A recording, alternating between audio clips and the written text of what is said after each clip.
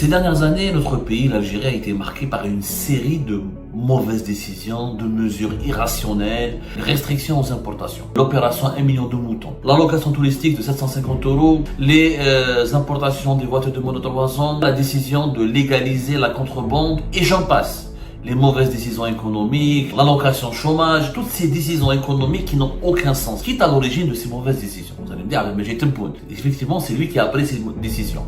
Mais ces mauvaises décisions, elles lui ont pas été soufflées. Elles lui ont été soufflées par une autre personne. La personne qui le conseille dans ce domaine et qui a entièrement sa confiance, c'est un certain Kamal Zik. Kamal Zik, économiste, soi-disant économiste, est à l'origine de l'essentiel du programme économique du gouvernement de Tebboune. Le cerveau de la gouvernance économique du président Abdelmajid Tebboune, c'est Kamal Zik. Et ce monsieur est à l'origine de toutes les mauvaises décisions. Inédit dans l'histoire, comment un chef d'État a été entraîné ou poussé ou incité à commettre autant d'erreurs. Et ce qui est bizarre, c'est qu'Abdelmajid Tebboune ne tire pas les leçons. Abdelmajid Tebboune n'est pas un intellectuel, c'est un affectif. Tu gagnes sa confiance, tu deviens le roi du monde. Quand on est chef d'État, on ne peut pas continuer à accorder sa confiance à des nullards. C'est un économiste de la garantie d'État. On n'a pas besoin du Maroc ou d'Israël. خلي كامل في البوفوار. يقعد لك l'Algérie, يطبقها, يطرطقها في جوج دقائق.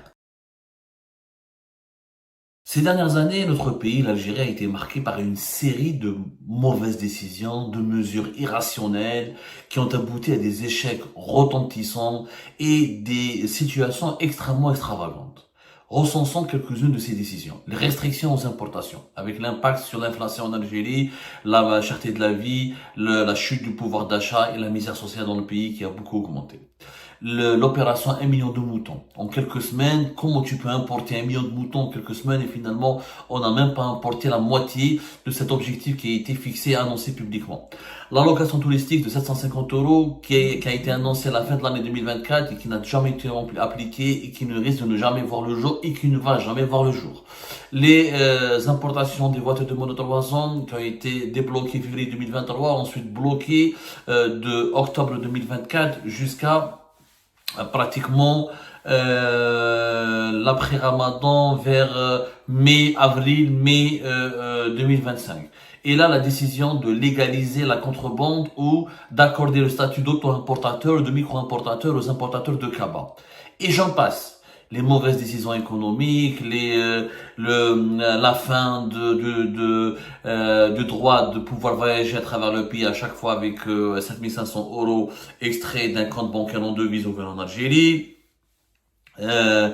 Les mauvais, ils sont légion, l'allocation chômage, toutes ces décisions économiques qui n'ont aucun sens, qui n'ont produit ni richesse, ni valeur ajoutée, qui n'ont rapporté ni valeur ajoutée au pays. Au contraire, elles ont compliqué la vie aux Algériennes et aux Algériens, elles ont empêché la croissance, elles ont aggravé la pauvreté, elles ont aggravé l'inflation et elles ont aggravé le dysfonctionnement du pays. Qui est à l'origine de ces mauvaises décisions? Vous allez me dire, mais j'ai Tempoun, c'est le président de la République. Effectivement, c'est lui qui a pris ces décisions.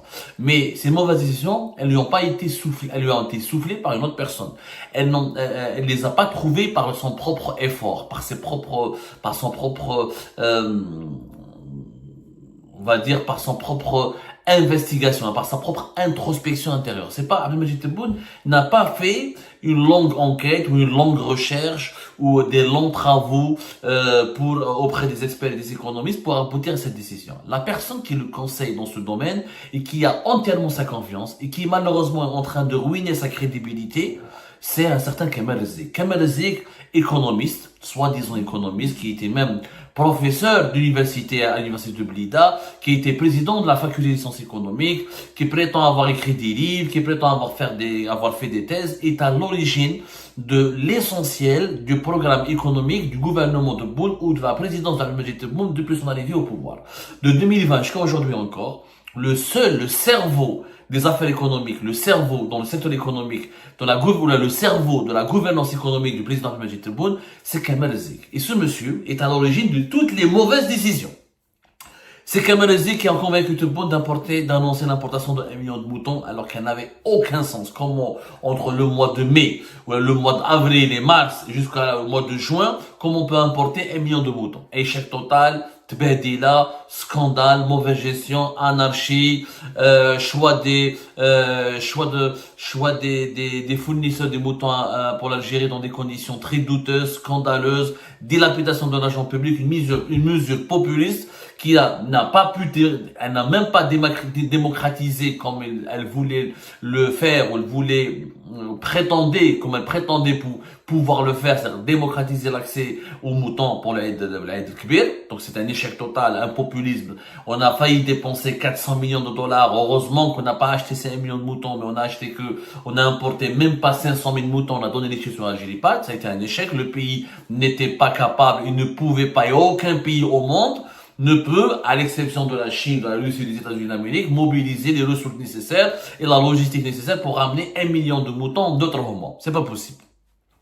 L'importation des cabas, celui qui lui a donné l'idée de légaliser la contrebande, c'est uniquement, c'est-à-dire un État qui dit aux contrebandiers, ne vous inquiétez pas, on va vous légaliser, vous n'allez payer que 5% de droits de douane, vous n'allez pas être soumis à l'obligation d'avoir un registre de commerce, on vous donnera une simple carte d'auto-importateur et vous pouvez ramener les devises dans un compte bancaire et continuer à faire vos importations illégales, puisqu'il s'agit de ramener des produits à l'étranger, sans aucun processus de contrôle, sans aucun contrat avec des représentants ou avec des fournisseurs, sans respecter la moindre modalité de contrôle et de conformité des normes sanitaires en ce qui concerne les produits commerciaux de large consommation.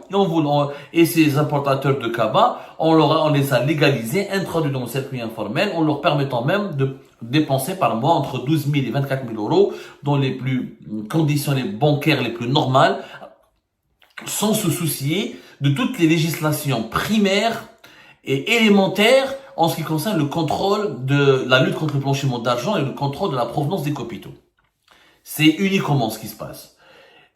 Kamel Zik, c'est lui qui a orienté, qui a convaincu, qui a entraîné Abdelmajid Tebboune dans toutes ses mauvaises décisions. L'allocation touristique, en partie, c'est lui. C'est dans toutes les mauvaises décisions, aussi Kamel Zik qui les a proposées entièrement et qui a élaboré le scénario de leur mise en application, ou il est partiellement responsable de leur proposition ou de leur élaboration et de leur mise en œuvre.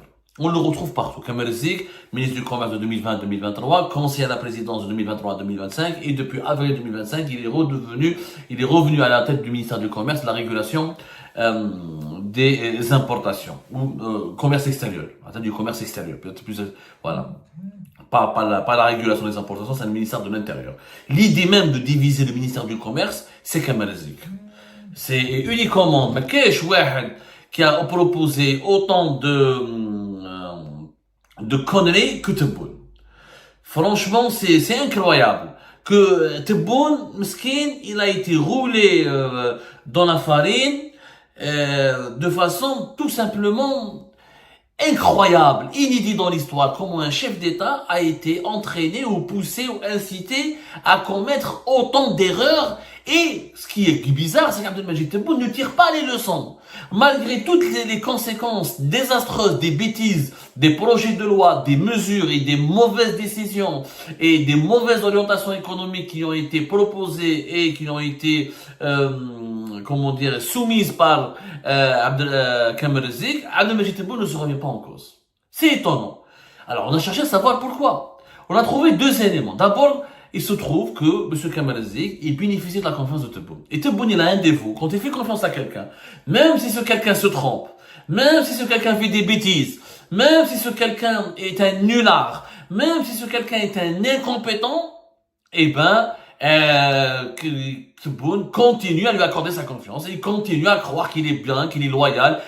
Tebboune ne demande pas la compétence. Le problème de Tebboune, c'est qu'il ne croit pas à la primauté de la compétence. Il croit à la primauté de la confiance, de la loyauté et de l'excès de zèle. Plus tu le traites comme un roi, plus tu le traites comme le meilleur des meilleurs du monde, plus tu dis que c'est le meilleur président du monde, plus tu exécutes tout ce qu'il te demande, et plus tu lui fais plaisir, plus il va t'aimer. Abdelmajid Tebboune n'est pas un intellectuel, c'est un affectif. Et quand tu gagnes son affection, tu gagnes sa confiance, tu deviens le roi du monde. Sauf que quand on est chef d'État, on ne peut pas continuer à accorder sa confiance à des nullards. Monsieur Kamel Zik n'est un économiste du dimanche. C'est un économiste de la Garanteta. Il devrait faire vendeur de gargote dans une gargote. Il n'a jamais fait quelque chose de bon pour l'Algérie. Depuis 2020, on a fait catastrophe. Les restrictions aux importations, catastrophe. L'Algérie, c'est une catastrophe. Les pénuries des produits alimentaires, c'est lui. La chute de la monnaie du dinar à cause de cette restriction au droit de change, c'est en partie lui. L'allocation chômage, c'est en partie sa proposition, qui est une catastrophe pour la jeunesse et pour l'économie algérienne et beaucoup de dépenses. Comment on appelle ça, la lutte et la neutralisation des importateurs privés, c'est lui. La création de monopoles appartenant à l'État, c'est lui. Ce qui a aggravé la distribution de certains produits alimentaires de première nécessité et qui a créé des pénuries. La gestion chaotique du secteur automobile, c'est son idée et c'est lui. Il y a 1 million de moutons. Légaliser la contrebande. Vous imaginez, aucun pays au monde ne l'a fait. Quelqu'un qui est chômeur, il va prendre 12 000 euros, il va aller dans une banque, la banque ne va pas lui dire tout ce que tu as ramené, d'où est-ce que tu as eu ces 12 000 euros, d'où est-ce que tu les as ramenés, elle va lui ouvrir un compte, elle dit Masalach, même fait le Panama, fait Malte, dans les pays paradis fiscaux les plus pourris du monde, Masalach. On t'ouvre un compte en devise et on te donne une carte pour pouvoir l'importer. C'est-à-dire que demain, je suis un braqueur, un voleur, je vole, je vais acheter 12 000 euros,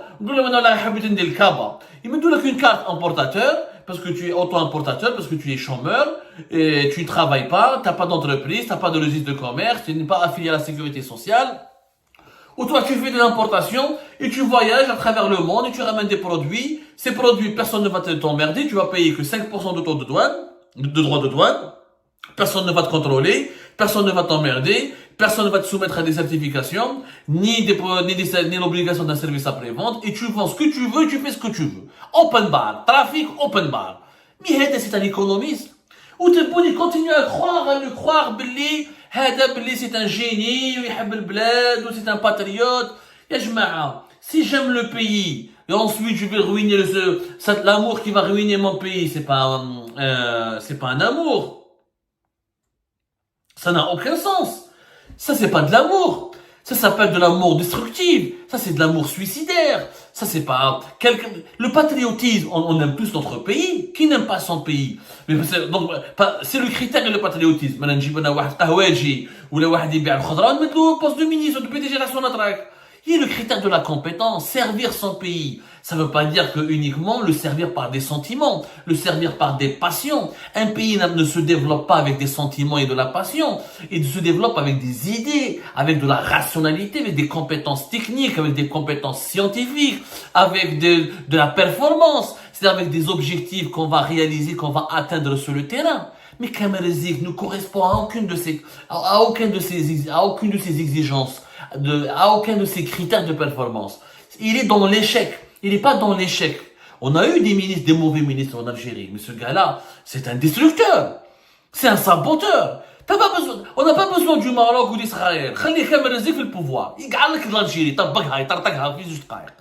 Il est en train de bousiller l'Algérie dans toutes les idées qu'il avait proposées à Tebboune ont provoqué pénurie, anarchie, dysfonctionnement, plus d'inflation, plus de pauvreté, plus de misère sociale, plus d'effondrement de la valeur du dinar, plus de chômage, plus de désinvestissement, plus de démoralisation des entreprises et plus d'effets négatifs sur les investissements étrangers. C'est pas possible. On ne peut pas le garder. Mais pourquoi Tebboune garde Kamel Zik? Parce qu'il l'aime bien? Oui, il l'aime bien. C'est un affectif. Mais pourquoi il l'aime bien? Parce que Kamel Zik, il a une relation avec la famille Tebboune. On dit que la femme, Madame Zik, fréquente Madame Tebboune. On dit que Monsieur Zik a été l'un des enseignants de l'une des filles de Abdelmajid Tebboune. C'est pas une raison. C'est pas parce que sa femme s'entend avec la femme du président qu'on doit le garder. C'est pas parce qu'il a enseigné à un moment donné, il a été l'un des enseignants à un moment donné du parcours universitaire de Mademoiselle Tebboune, de Madame Tebboune qui est mariée, de l'une des filles de Tebboune, qu'on doit le garder. C'est une catastrophe. À un moment donné, Abdelmajid Tebboune doit comprendre. Monsieur le Président, je vous parle sincèrement. Vous n'êtes pas obligé de m'aimer, mais c'est pas les vœux de l'amour. Moi, je suis pas obligé de t'aimer, Monsieur Tebboune. Et vous n'êtes pas obligé de m'aimer. C'est l'Algérie qu'on doit aimer. Entre nous, ce qui nous unit, c'est tout nous sépare, tout nous divise, tout nous oppose. Sauf l'Algérie. Sauf cet amour sincère pour l'Algérie. Cet amour sincère pour l'Algérie nous dicte l'obligation d'être professionnel, d'être rigoureux, d'être discipliné, d'être honnête et d'être surtout d'être exigeant. Il faut qu'on soit exigeant avec nos compatriotes. Et ben voilà, c'est la fin de cette vidéo. Je vous remercie toutes et tous, comme d'habitude, pour avoir suivi la vidéo jusqu'à la fin. N'oubliez pas de nous laisser vos commentaires et vos réactions sur le sujet de cette vidéo et de partager le contenu si ça vous intéresse. Et je tiens toujours à remercier nos abonnés et les personnes qui réagissent de façon régulière sur nos vidéos et qui nous suivent et qui nous laissent des commentaires. Donc merci beaucoup pour votre dynamisme et pour votre sens de partage et de discussion. Donc voilà, sans vous, ce contenu n'a pas vraiment de valeur sans cette communauté qui ne cesse de s'accroître. Donc merci beaucoup et à la prochaine dans une nouvelle vidéo. Au revoir.